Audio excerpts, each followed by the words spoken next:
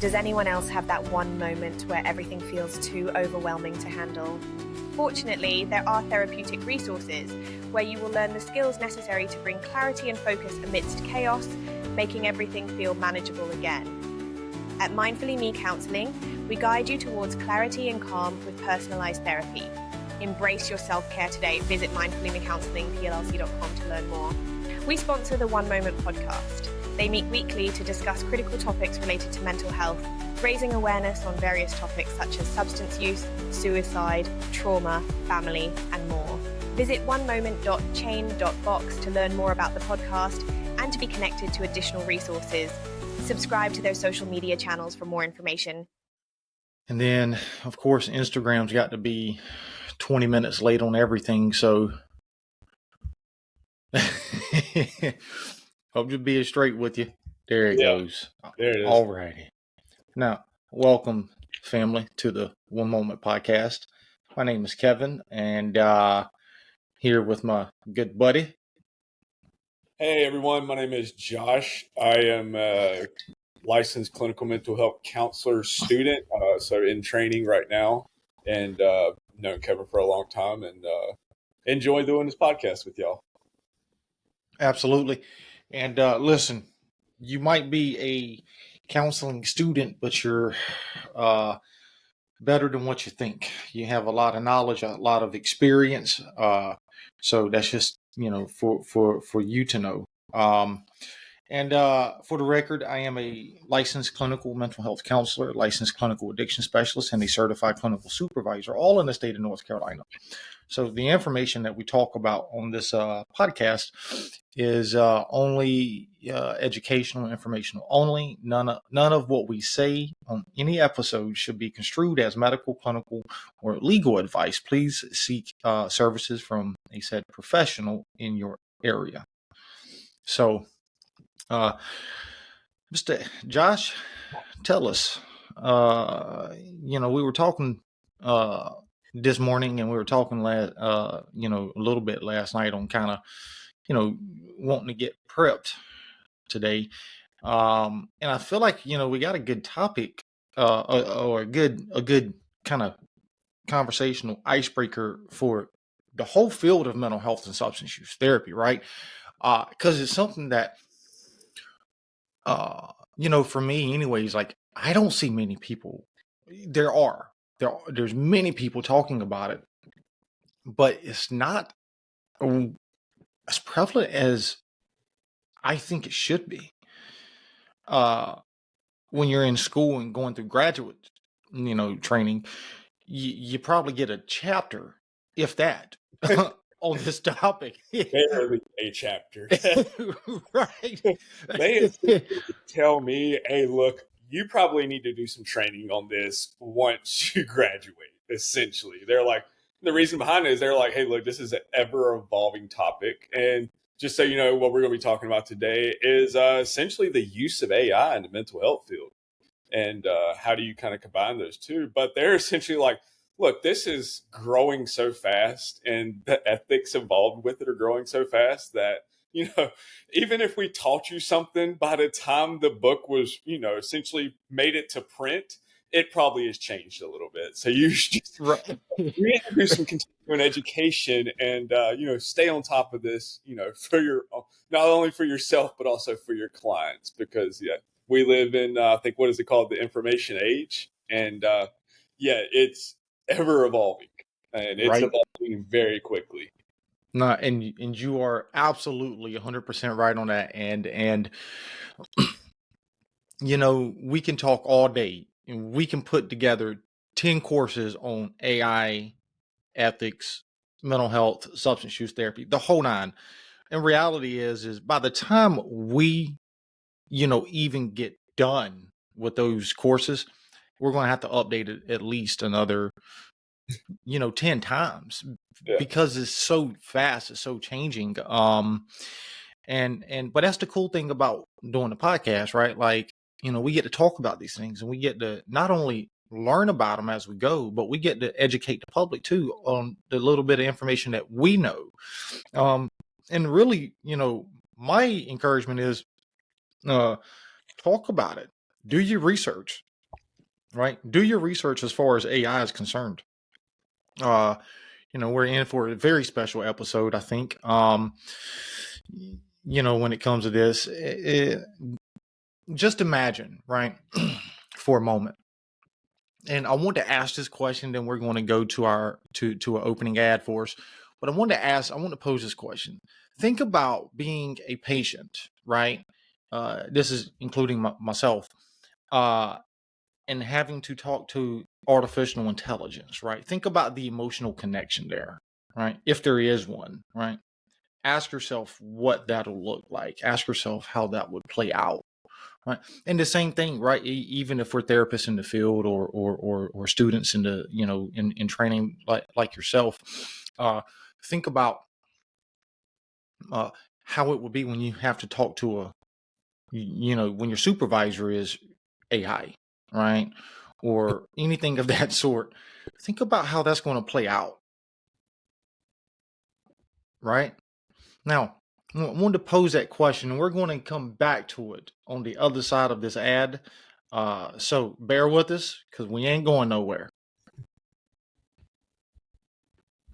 I am constantly amazed by the profound impact of sharing our struggles with each other. The one day at a time phrase helps us remember to pause. In a pulsating world, we often forget to pause. That's where One Moment Podcast began its journey, committed to nurturing mindfulness, change, and advocacy around the world, reducing stigmas associated with mental health, substance use, and suicide, and changing the way the world reacts to these taboo topics. Your voice of reason starts here. Founded by mental health professionals and agents for change, our mission is to offer insightful narratives that foster not just reflection, serenity, and insights, but to tackle the problems and solutions of mental health, substance use, and suicide on a global scale. We are making it our vision and mission to make a global impact on the mental health, substance use, and suicide crisis. It is easy to feel isolated and unheard, or like you're carrying your burdens alone. On the One Moment Podcast, we remind you that you're not alone in your struggles. There are millions of people worldwide who are struggling, and the weight of your experiences deserve to be understood. You deserve to be heard. You deserve to have a voice. The One Moment Podcast is a safe haven for connection. We have weekly podcasts. Join us to learn more about mental health, substance use, suicide, community initiatives, and much more as we tackle these global crises, creating change in the world. Change begins when we recognize there is a problem. Remember, change starts with you. Visit onemoment.chain.box to learn more about our podcast and to connect with us on social media. Don't forget to subscribe to our channels to stay up to date on our episodes. Subscribe to our YouTube channel, One Moment Podcast. If you would like to support us, you can find the links to donate directly to us on our official site, onemoment.chain.box. You can also support our sponsors. We are presently sponsored by W Energy, The Place to Heal, Mindfully Me Counseling, PLLC, Bright Life Therapy, PLLC, and WebHash. Check our official site for more information. Subscribe now. Some photos in this ad were created by Grok.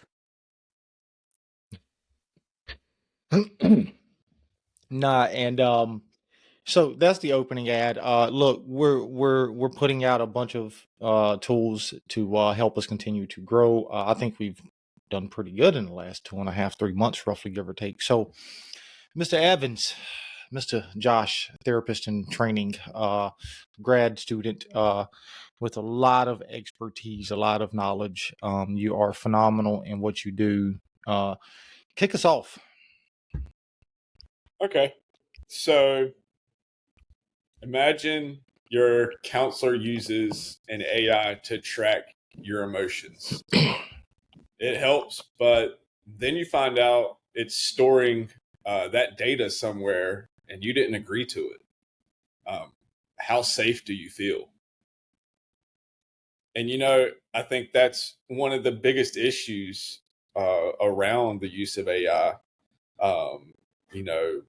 in conjunction or in helping the counselor or the client in the mental health field. And a lot of that has to do with confidentiality. They teach us in school essentially that we, any type of communication that we do with the client, it has to be done under a secure network, one that's HIPAA compliant. The clients or the patient, whichever setting you're in, their information is protected. And, the reality is a lot of times, we don't know if that information that's stored in AI is protecting that information, or if it's selling it. And I think the age-old adage goes, if you didn't, pay for anything, then you're probably, you're probably the item to be sold, essentially. If you didn't pay for something, then you probably are, what's being sold. Your information is probably what's going to be, sold away, or the information that you inputted in. So yeah, I think that's very much a fine line. It's very much a gray area for counselors. And it's one that they teach us, hey, if you use AI, then, or you use anything of the sort, you need to let the client know beforehand. It needs to be in the informed consent. If you've used AI to help develop a treatment plan, it needs to be in there. That's just kind of essentially where the track is going, and essentially being transparent with the client about how you got to this result, or what you're using to help you with this or that. I think it was very funny you said earlier, Kev, you talked about using AI as a supervisor. I don't know how I like that idea. I think I would probably still rather pay for, one-on-one or actual personal supervision from a human versus over AI. That's my own thoughts on it. What are yours? Well, I think you're right. And I want to, after I'm done, I want to tag on to things that you were saying too. I remember when I started having floaters, right? I was telling you this before. We got started. And I remember, like, dude, I thought I was going insane because I've never had floaters, never knew what they were, right? And so I'm seeing things, and it's like, oh my God, am I freaking hallucinating, right? And so I use I'm questioning AI, like, hey, help me understand, right? And this thing, every freaking AI thing that I'm questioning is telling me to get to to an emergency room immediately. That I'm having a freaking bursted blood vessel, bursted nerve, everything in my brain. And so reality is just absolutely 100% normal for me to be experiencing floaters according to my eye doctor, right? Like, and I'm questioning her, right? Now, imagine if I would have listened to what the AI would have broke down and told me why I needed to go to an emergency room, why I needed to go do all these things, spending thousands of dollars for something that I ended up spending $50 on. You see what I'm saying? Yeah. So AI, I think, is great in helping us to pinpoint problems, because I was or some solutions to our problems. I was able to say, hey, I need a eye doctor near me, and it gave me Duke Eye Associates or something something of that sort. Phenomenal folks. If you need an eye doctor and you're anywhere in North Carolina, Duke Health Systems, amazing people. My eye doctor, she was freaking phenomenal. Okay, I was blind almost when I couldn't see her because I was blurred vision, but she was like, Kevin, right? She was like, Kevin, everything is normal. She gave me some education, and come to find out, AI was wrong. It wasn't a neurological or brain or anything of that sort emergency. Oh my gosh. But you also mentioned a lot of good stuff, and I want to kind of take it back there, right? And it really goes back into, AI is continuing to evolve over time. Can be used in analyzing a lot of diverse data at once, more than the human brain can. We can identify speech patterns, text inputs, facial expressions, and other type of sensor related data. It can analyze, identify signs of depression, anxiety, PTSD, other things, right? Now, at the same time, is it going to be 100% right? Right? Is it going to be 100% accurate? There's always flaws in everything that we do. Um, and we, even as a uh, uh, therapist myself, I've, experienced where, you know, it might be a crisis that's going on. And so being able to understand the difference between, I'm gonna just use this as an example, as a PTSD related crisis versus cocaine induced psychosis, right? Uh, I don't know if AI is there yet being able to tell the difference between the two, because there could be a lot of overlap, right? There could be, a lot of overlap between those two, you know, uh, um, areas of focus there, or areas of discussion. I remember, I've experienced where, where people were thinking that an individual was using cocaine, right? And of course, these are, addiction counselors, right? Addiction trained counselors. And so they think this individual is using cocaine. Well, reality is that individual wasn't using cocaine. He was experiencing, I typically call it like a PTSD episode, right? And that's typically the way I explain it. And you could just tell from his behavior. You can tell from a lot of the factors that were going on. And then you also have, 4 or 5 people that's standing in the same room, in a little room, and he's trapped in a corner, right? Uh, might want to be careful in trying to do that. And so the thing is so I share that experience, and also share my experience, knowing that AI got it wrong for me. It wasn't a medical emergency for me when I started experiencing floaters, and you see this little dot run across in front. I'm just saying, so you bring up a lot of good stuff. And then you mention informed consent and the storing of data. And I think that's where you see a lot of big companies now. Google, Reddit just changed theirs. Facebook, Instagram, a lot of big tech organizations are changing their data privacy. I'm a big proponent of Web3, or crypto technology, or blockchain technology. Um, uh, One of the two browsers that I love using is the Carbon browser, and the Brave browser. It doesn't take your data and sell it. The website that we have for the podcast, it does not take anybody's data. It does not strip it of anybody's data. It is straight Web3. You own your own data. And so there's a lot of Web3 projects that are going on where they are being marketed as not taking your data, right? Like, you own your own data. You can plug things up into your browser extensions, where it literally extracts your data, right, and gives it back to you. There's a lot of projects that are doing that, and that are focusing in that area. So there's a lot of research that's going on within the own your own data type deal.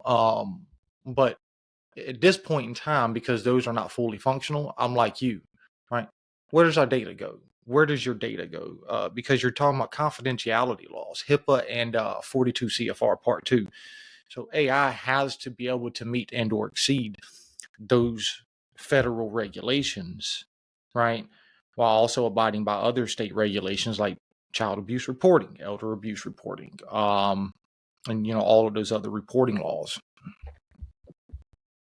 What are your thoughts? So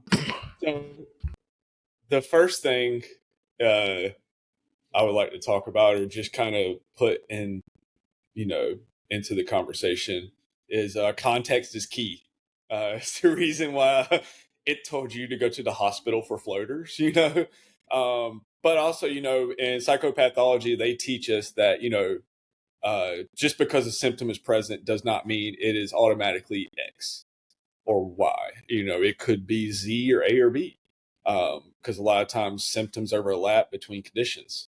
Um, but to kind of jump off of that for just a second, there is a term, and I know how much Kevin dislikes the words hallucination, but this is the actual term for it. It is called AI hallucinations. And essentially what it boils down to is due to the programming of AI, it's incapable of saying, I don't know. So it just spits out whatever it can. It spits out the closest thing it knows. And I think that's where a lot of times you can get the wrong answer, even though you're like, but I put this in or I put that in. Kind of the same way that, your colleagues were trying to say that a patient was having cocaine induced hallucinations when it was not. It was, something dealing with PTSD. But yeah, I just want to kind of always mention that, it's funny because when a program gives us an AI hallucination, for something that we're doing, what's the worst thing that can happen? Essentially, we find out it's wrong, like you did with your copay visit. I'm sure that you paid for, but got to meet those nice, lovely people that helped you figure that out. But what happens when you're using that AI and it's wrong in a clinical setting? Therapeutic harm. That is what you're risking there. And Definitely would agree. Yeah, I know that there's different studies on how important the therapeutic relationship to treatment outcome, but many of them kind of point in the direction of that therapeutic relationship is pretty important when it comes to treatment outcome. And if you harm that relationship, um, what are you doing to that? What are you doing to that treatment outcome? No, I think you're right. In a lot of the things that you say, and you know, eh, the other ethical dilemmas that we have to think about as therapists, as professionals, period. Whether you're a therapist, whether you're a neurologist, psychiatrist, surgeon or whatever, right? A lot of things that you have to ask. And how can somebody give consent, adequate informed consent, if they don't know how AI works? Right. So I know I don't know fully, right? Fully. Let me back that up. But I know that I can ask ChatGPT anything, right? Help me out. I know I can ask Grok, right? Questions. It'll also do the same thing. It'll answer questions.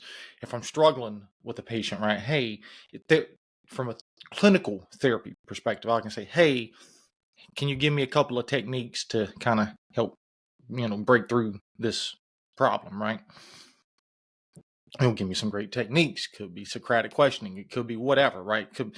But when we start branching outside of those things, you have more to it than just what meets the surface level there, right? And so that's another thing is, you mentioned earlier, just wanting to kind of, just make sure that we reiterate that is how can we, adequately and appropriately, use, do informed consent when there's so much to AI that we really don't yet know, right? And then when you look at the accuracy of it, AI can do all of these things, but I see a big uptick in therapists wanting to do virtual therapy across state lines, all that. That's within your scope of practice. You're well within to do that as long as you meet and or exceed those state regulations, right? Yeah, But another that's coming around for right, right, seizure boards that to help certain clinicians do that. But again, that's within that scope of practice for you, then absolutely right. And even with that being said, when you start doing that virtually and using AI to help you, how do you check for safety of the environment, right? How is AI going to adequately assess for safety of the environment, whether it be emotional abuse, whether it be domestic violence, whether it be suicidal ideations or suicidal concerns, whether it be ongoing substance, like you have to check for hygiene. You have to make sure that hygiene is set up, like all of these things, because you have to document it, right? Yeah. Like, clinician or whatever, however you do your documentation, we have to make sure that we, write it up in our notes that, clinician assessed for personal hygiene, patient's nails were, did, or patient's hair was did, well, however you want to write it up. I mean, Because is, they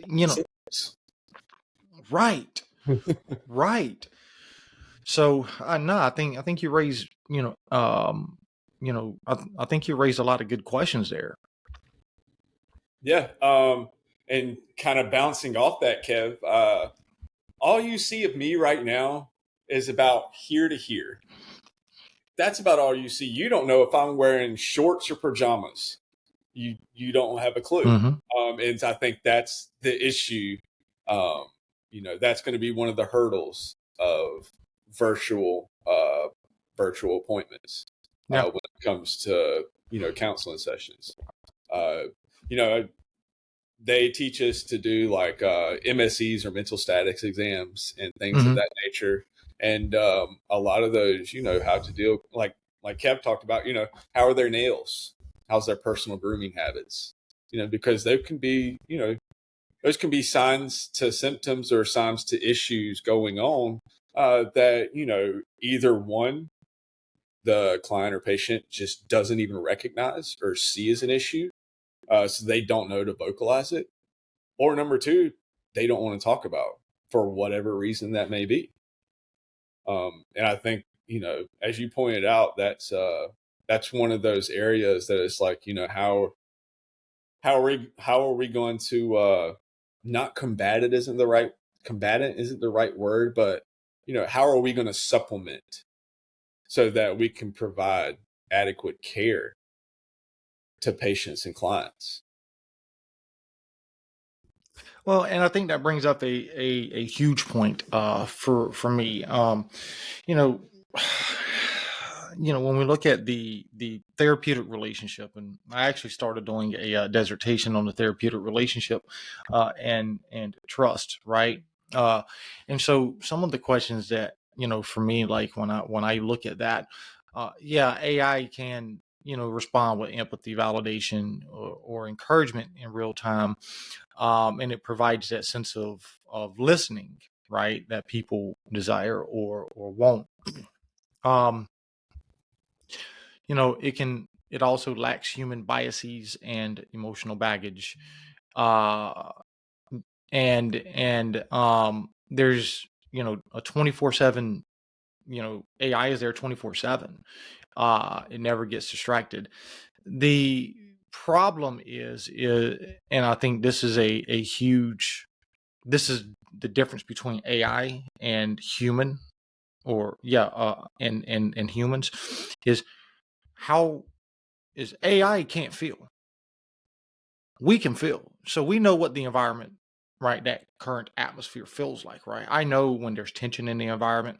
I know when, somebody's sad, somebody's mad, somebody, like I can feel when there's happiness in the environment. And we have to take a break here in a moment or two, a hard break, but I do think it's important to recognize that AI can do a lot of things, but it's still limited in scope itself. You see what I'm saying? And then I want to know your thoughts on that, because research is showing mixed data as far as like AI and the therapeutic relationship, and or therapeutic relationship being human to human interaction. So I want to know what your thoughts are on the other side of this break. Yeah. If you're okay with that. Absolutely. Let's do it. Have you ever felt like the world would be better off without you? You're not alone, and there's more to this feeling than you might think.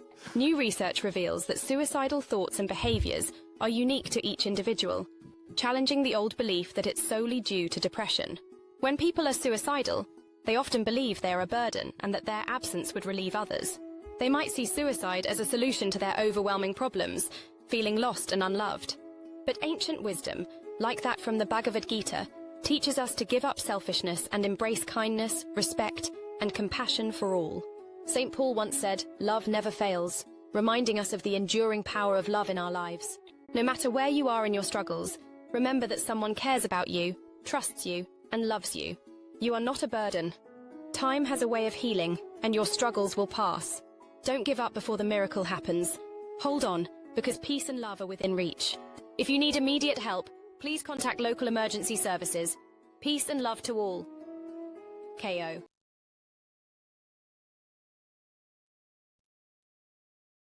Does anyone else have that one tool that makes building a website a breeze? In an era driven by digital change, WebHash is the indispensable tool that holds the key to effortless website creation. Create websites that endure, defy censorship, and bypass any single point of failure. As cutting-edge technology redefines reality, seize the power to build beyond limits. Join the Web3 revolution now and forge paths others can only dream of. Visit our site today and build your legacy. Building my own space on the web was always a grind until I hit up WebHash. Their no-code builder is my ace. It's swift and solid. It's like rocking a digital fortress that's immune to the typical shutdowns. Level up your web presence without stress. Ready to stake your claim in the digital realm? Dive into WebHash today, connect your Web3 wallet, and get started. They have multiple subscription plans, from a free version to a lifetime subscription. Check them out today at webhash.com. Most importantly, they sponsor the One Moment podcast, helping to raise awareness to critical topics in the healthcare field. Our official website was built using the WebHash platform. Throughout the projects that the One Moment movement built on WebHash, they stood behind and supported it all the way. Sign up and start building your website today. Don't forget to visit onemoment.chain.box and subscribe to our social media channels. Have you ever felt unstoppable, like nothing could stand in your way? Sia's powerful lyrics in Unstoppable and reflections from Narcotics Anonymous's Just for Today inspire us to explore the choices we face in life. Nobody chooses their struggles with mental health or substance use, yet our decisions shape our paths. It's a journey filled with challenges, but also with opportunities for strength and resilience. Recovery is not just about overcoming obstacles, it's about making choices that reflect our inner power and determination. Imagine the impact of your decisions, not just on your life, but on those around you who are battling their own challenges. Every choice we make can either build us up or break us down. What will you choose today? Reflect on the power of your decisions. Each one is a step towards becoming unstoppable. Think about the people who look up to you. Your choices can inspire them to find their own strength. In moments of doubt, remember that resilience is built one decision at a time. Choose to be strong. Take a moment to reflect. What choice will you make today? Will it be one that showcases your unstoppable spirit? Peace and love to all. Remember, your choices define your journey. Stay unstoppable.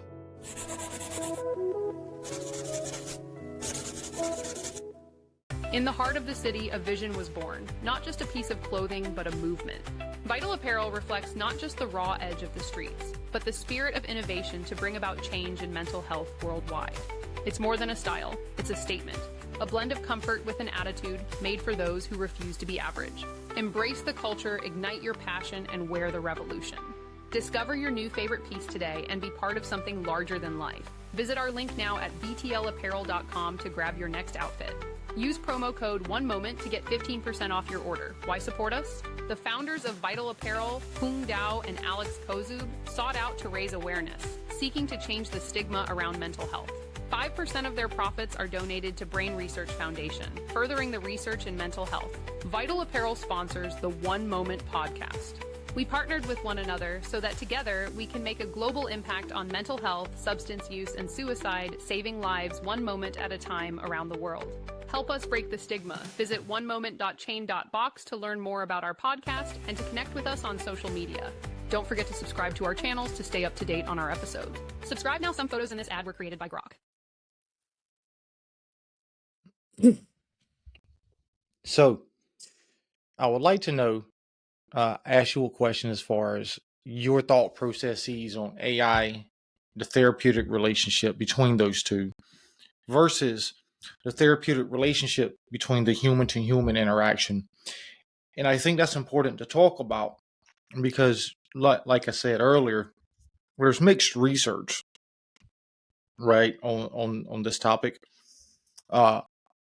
My personal opinion, and this is also, I feel comfortable saying my clinical opinion, is that AI will never be able to replace the human to human interaction. Doesn't matter how smart it gets. It doesn't matter if I throw on, the mask and do a virtual environment where I'm sitting on the couch or whatever.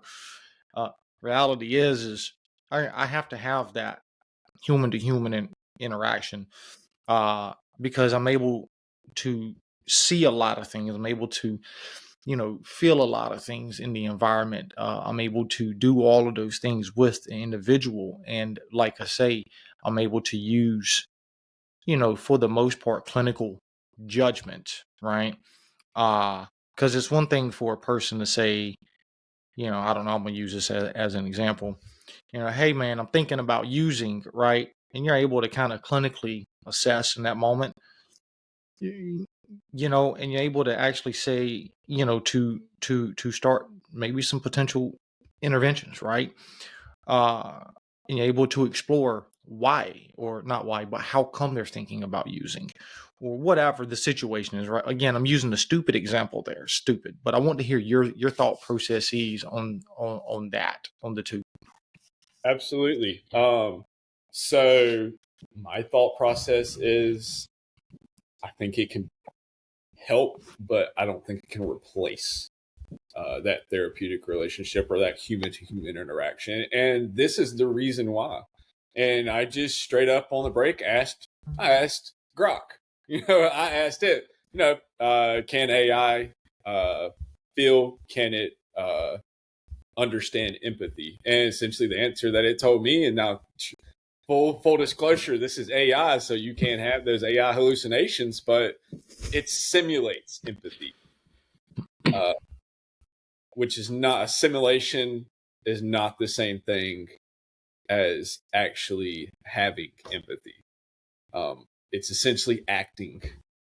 And, I think that kind of goes back to the point of, if I'd rather somebody be real with me than somebody act fake.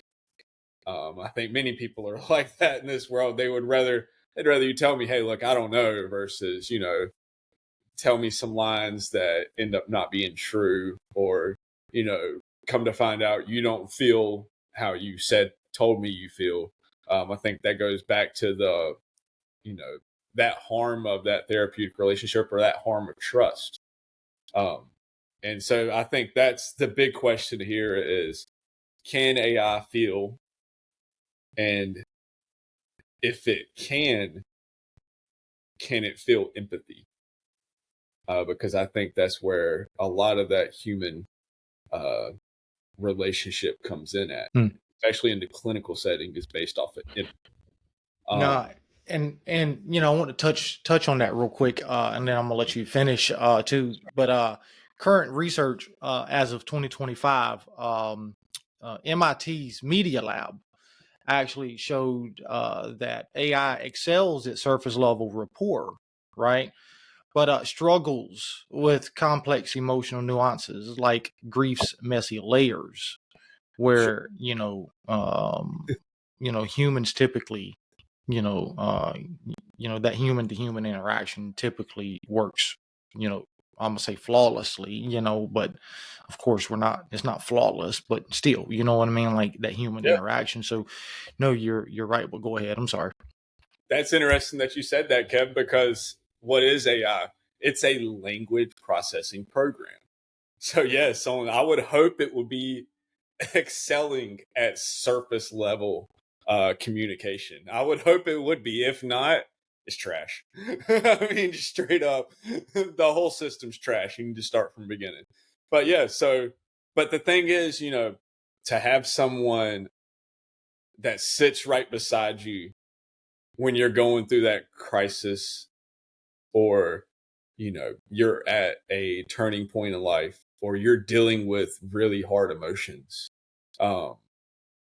Sure, you can have a phone with AI pulled up during those instances, and you could talk to it, probably distract yourself a little bit, probably try and problem solve a little bit, but it's not the same thing as having a person sitting right beside you and just being present with you in the moment. I don't see how AI is ever going to be able to do that. No, and it says here that current research, right? Like I'm not making this stuff up, but like this is current research, is that a therapeutic relationship is based on a mutual emotional connection between two persons, right? Or two people. And AI does not offer that mutual type of emotional connection. And that's the essence of a therapeutic relationship. So you're absolutely right. Like you're 100% right. I agree with you. Totally. So let's hit a quick ad real quick.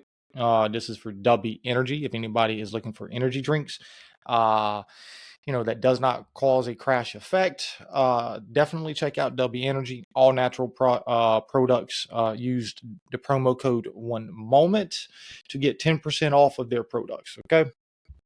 Imagine a day where fatigue doesn't stand a chance, where clarity perks up your focus as the clock ticks on. Discover W Energy, the drink that transforms ordinary moments into opportunities. With no sugar and flavors that feel like gourmet art, each sip stirs your senses, readying you for greatness. W Energy is a focus energy drink that contains no sugar and is available in a variety of unique flavors.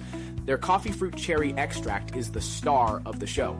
This ingredient is what makes W unique and helps to provide smooth and effective focus and energy, making it perfect for anyone who needs to conquer a task. W flavors are created with one goal in mind: to taste unlike any other beverage. We combine bold and unique flavor combinations to craft an experience for your tongue with each sip.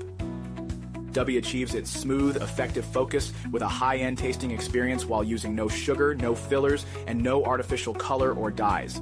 Every product they create follows the same philosophy: be effective, be clean, and taste as good as nature will allow. Use promo code OneMoment to enjoy 10% off their products. And most importantly, they sponsor the One Moment Podcast. They are helping to raise awareness of mental health, substance use, suicide, and much more around the world, seeking to make a global impact, reducing stigmas and changing lives one moment at a time. Visit onemoment.chain.box to learn more about our podcast, follow us on our social media channels for more information, and to stay up to date with our episodes.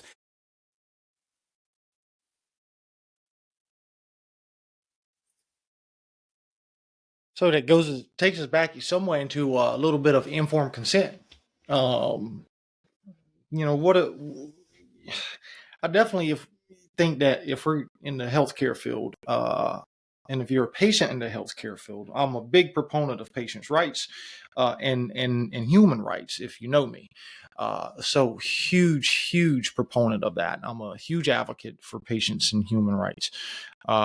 So I'm gonna throw this next piece on you, Josh. Yeah. I want to hear more about it, and then I'll pick up on some, after you on that topic. So, but I know we kind of briefly mentioned informed consent. Can you speak a little bit more on that? So, informed consent has a bunch of different aspects to it. One of the things is, patient or client rights. Another thing is like what to do in the event of emergencies. It's really a lot of it has to do with transparency. And it has to do with, risk of therapy. Sometimes you can include like the modalities that you'll use, as well as like who your supervisor is, what licensing boards that you are a member of, so that if the patient or client feels they need to file a complaint, all of that stuff, kind of needs to be in there. I think of it as like essentially a user agreement, that thing that you just check the box and click OK to. I think of it a little bit as that, but, in reality, the clinician has a responsibility to actually go over that informed consent with you, kind of hold your hand and drag your feet through that process, just to make sure you understand exactly what's going on. The funny thing about being in therapy is any good therapist, any good counselor, any good clinician, their job is to actually work themselves out of a job. That's the end goal. And I think that's where informed consent is, a big component of it. I'm of the belief that once you know something, or once you understand how something works, you're going to be able to accomplish it, a lot easier and a lot more smoothly. Essentially kind of streamlining that process. If I know how to change the oil in my car, I'm probably going to be a lot more smoother when I go to actually try it. Kind of that same concept. And I think this is one of those areas where if you're a clinician using AI, I think you need to be upfront about it. That's just kind of what I've been trained. On the flip side of that, if you're a client or a patient going to see someone, ask. It's your right. You're in informed consent. I think most of them have a clause in there that says, it's your right to terminate treatment at any point in time, because, it's based off your needs and what you feel comfortable with. So yeah, what are your thoughts on that, Kev? No, I think you're right. I definitely would agree with you on that one. It's well within the individual's rights to receive or not receive treatment. It's well within the individual's rights to have their therapist use AI or not use AI. It's well within their rights to either receive virtual therapy or not receive virtual therapy. I mean, just the other day, I went to a Tuesday, I think it was. Was it Tuesday this week? Yeah, Tuesday of this week, I went to an oral surgeon, and they handed me this informed consent. I'm like, yeah, okay, I've already know. Just go ahead, right? But that's because I've been going to the dentist, the last, however long, right? But in that moment, think about it. What if they said they were going to chop off my fingers? I didn't even read it. I mean, let's just get for, and I know that's an extreme example. Example. Right? But they're not liable because I just gave them agreement to do it, right? Without even reading through it. But reality is folks, it's your treatment. It don't matter if it's from a dentist, whether it's from a therapist, whether it's from a social work, whether it's from a hospital, agency, whatever. It's your treatment, right? It's your rights, both as a patient and as human rights, to obtain adequate quality treatment. If you feel like that AI takes away from that, go ahead. I mean, you don't have to see them, right? There's many other folks in the field to receive services from. And if you're an individual who's a professional providing services to the public and you're not disclosing that you're using AI, there's a problem. There's a problem because it's part of your informed consent. Part of, at least for me anyway, excuse me, let me walk that back just a tad bit. For me, if I'm providing services to the public, I want the folks that I'm serving to understand everything that I do as far as on their, as far as to help them out. So if you read my informed consent, it'll say, who the legacy is, right? That if something were to happen to me, all of my supervisees go to one or two people. All of the patients that I have goes to one of two people. But now at this point in time, I'm not providing clinical counseling services to the field, to the public. But when you read my informed consent and even my supervisees, right, when they sign that supervision contract, it'll let them know if something were to happen to me, you are to go to this person or this person, one of the two. And I have two supervisors that has agreed to pick up all of the work that I do, if in the event something were to happen to me. But these people need to know. People need to know as well within their rights, because I think it brings about, it builds, as you were saying, trust, right? When we look at trust in the healthcare field, it is consistently and persistently gone down since the 50s, 60s, and 70s. I mean, I think a couple of episodes ago, we were looking at research and talking about it. And I want to say trust in the healthcare field has gone from 70, 80% to like 30%. Like, it is pretty bad. It's all about, how do we build that trust back up? As you were saying, I love that you brought up the concept of trust in healthcare. That's very huge, very, very huge, very important. So, but yeah, I mean, I'm agreeing. Before you sign any documentation, read that documentation. read the documentation. Don't do what I did. Just take it and hand it back to them and say, here, do whatever you want to do. That's stupid. I shouldn't have done that. But I've been there, in the everybody's been there. I think the research shows that everybody's been there.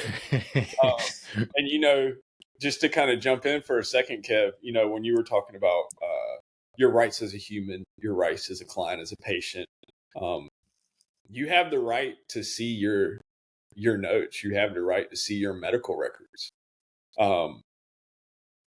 I would not want to find out that AI is being used in my treatment when I go to request medical records and they go, oh, this is what we have, but we can't give you this because it's in this program and we can't pull it. Yeah. I would feel pretty uncomfortable. Yeah.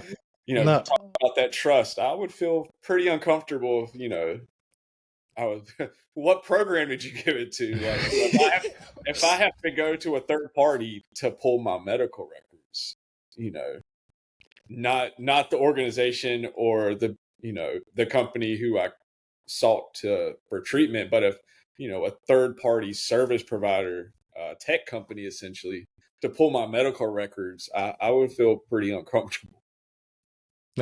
No, and I'm glad you brought that up. I'm glad you mentioned that. You have a few organizations. I'm actually following one of them right now. They're actually looking at decentralized healthcare. Decentralized healthcare is going to really be a game changer right now because, this is just kind of the basics of it. And there's so much that goes into it. So I want to be careful on what I say. But some of the research, what they're trying to push forward is like, instead of your provider having straight access to your medical records and you have to go through and request it, you own your medical records, right? Like you have straight access to it. Everything is yours. And, part of that decentralization is that you own your data, right? You own your information. Some of the stuff that they're doing, that they're trying to research is and put together, is some of that decentralized healthcare. That's what it's called. And part of that process is going to be you owning your data, you owning your charts, right? You owning your medical records. And when you go see a medical provider, a clinical provider, or what have you, right? If part of that informed consent agreement is you have to share your charts with those people in order for you to receive services. Now, again, I don't know much about that because that's so new of a field. I'm actually following it, and I'm wanting to learn more. There's some organizations out there that's following in that. I think it's Origin Trail was one of those companies or something. They're doing work in that neck of the woods. So several others, but that's not going to be out for. I think when myself and several others posed that question, like, where's the progress at? Like, what's that timeline look like?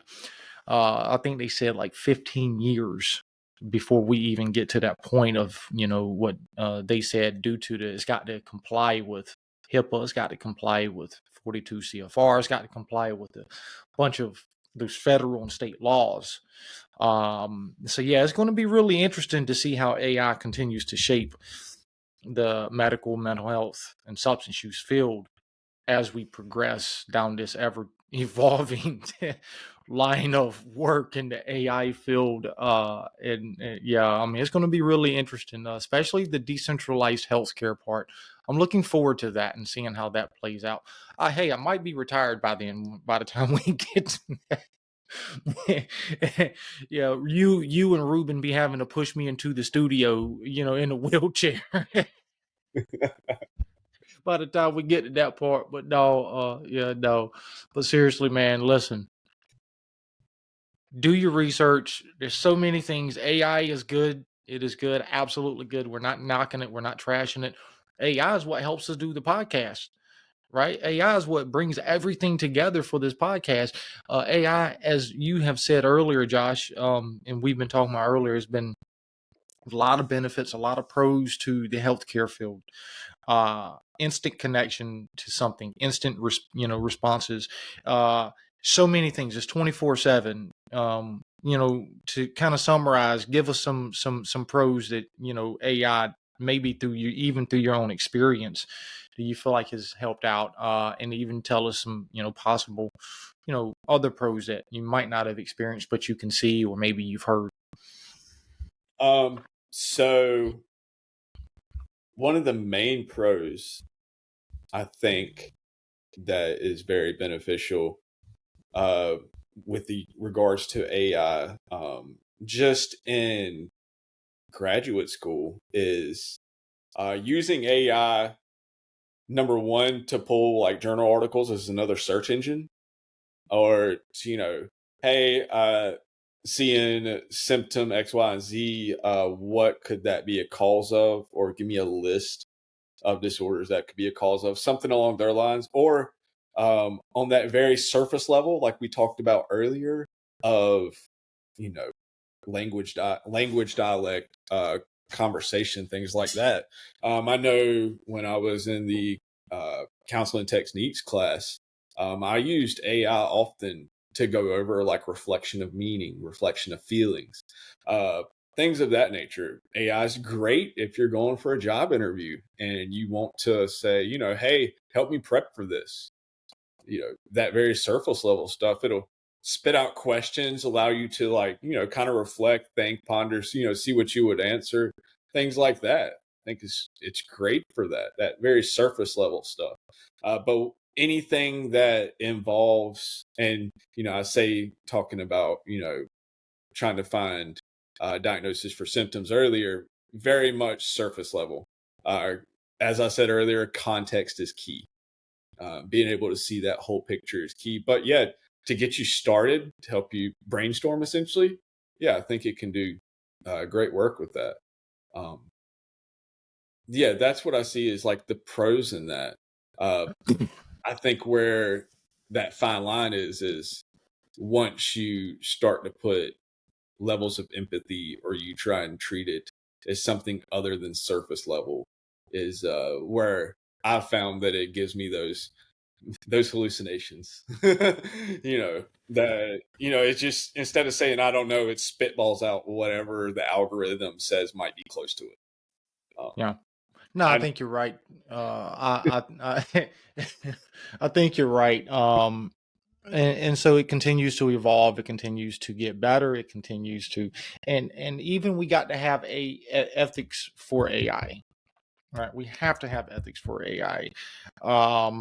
There's been so many people in the AI field to talk about the need for those for a level of ethics related to that, and then tying it back into the clinical mental health field, medical field, all of those things. Definitely, it talk.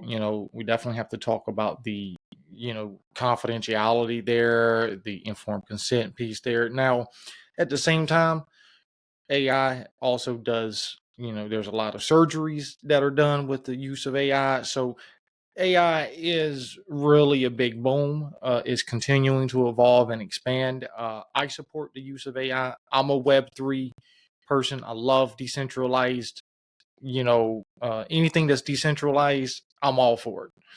So I am a huge proponent of the use of AI in our everyday life, just so you know.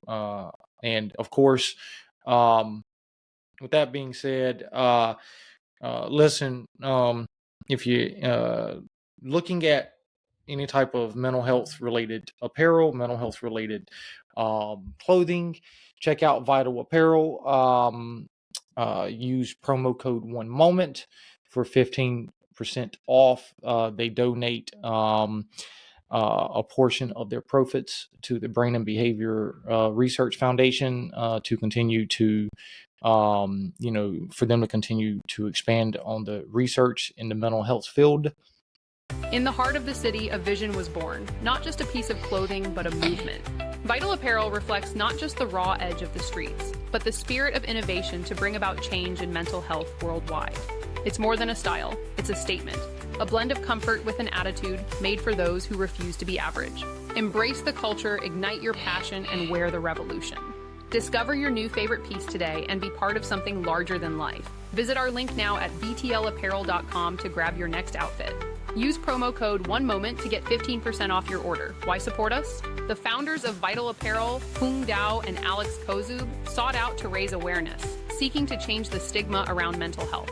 5% of their profits are donated to Brain Research Foundation, furthering the research in mental health. Vital Apparel sponsors the One Moment Podcast. We partnered with one another so that together we can make a global impact on mental health, substance use, and suicide, saving lives one moment at a time around the world. Help us break the stigma. Visit onemoment.chain.box to learn more about our podcast and to connect with us on social media.